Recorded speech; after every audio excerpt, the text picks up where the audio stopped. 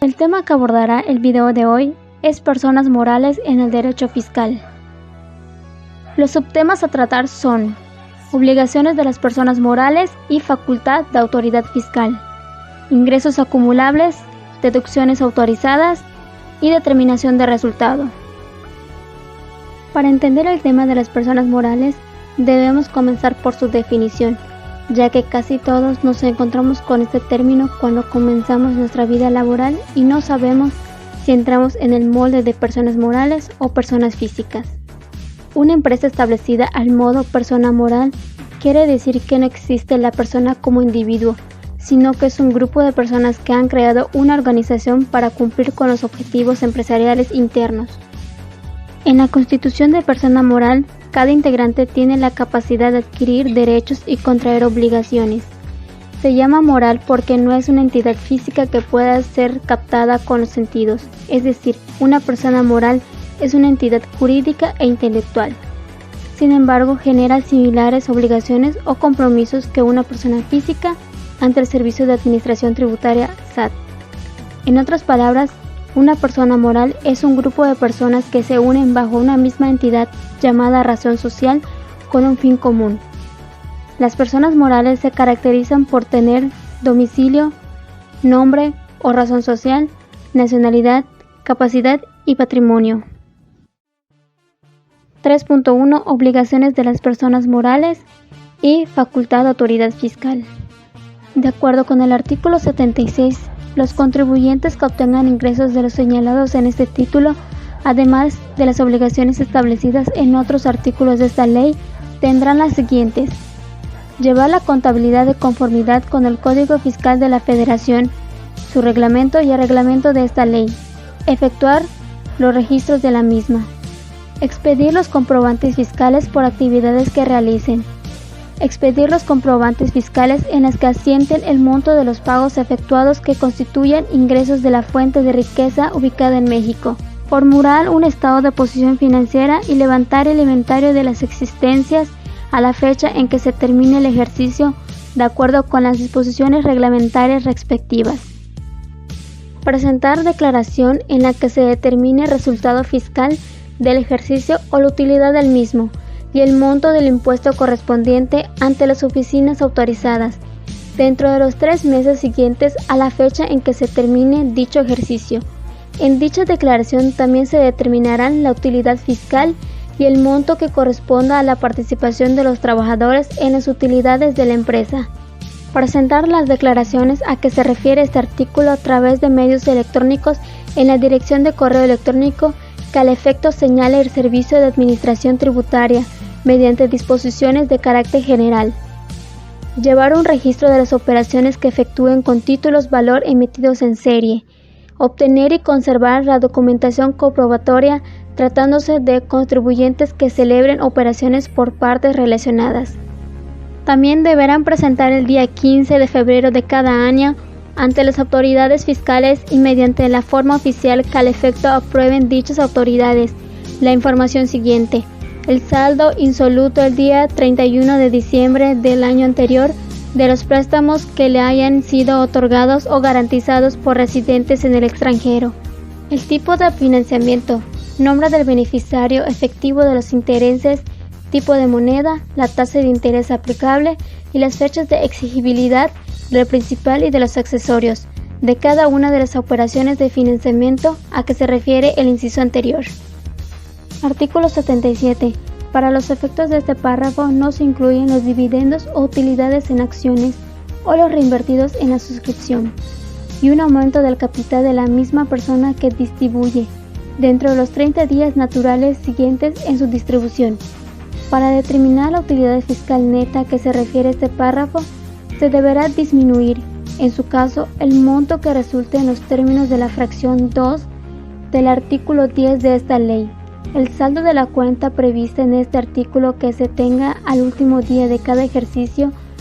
sin incluir la utilidad fiscal neta del mismo, se actualizará por el periodo comprometido desde el mes en que se efectuó la última actualización y hasta el último mes del ejercicio que se trate. 3.2 Ingresos acumulables.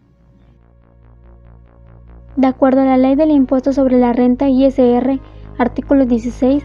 se consideran ingresos acumulables todo aquello que las personas morales residentes en México hayan tenido en ejercicio. Estos pueden ser de los siguientes tipos: en efectivo, en bienes, en crédito, provenientes de establecimientos en el extranjero, el ajuste anual por inflación, determinados por la autoridad, derivados de la transmisión de propiedad de bienes por pago en especie, ganancia derivada de enajenamiento de activos fijos, terrenos, títulos de valor, partes sociales o aportaciones de participación patrimonial, provenientes de construcción o mejoras de inmuebles, recuperación de créditos incobrables, cantidades recibidas para hacer pagos por cuenta de terceros, a menos que estén amparados por el comprobante fiscal digital por Internet, intereses devengados a favor y préstamos.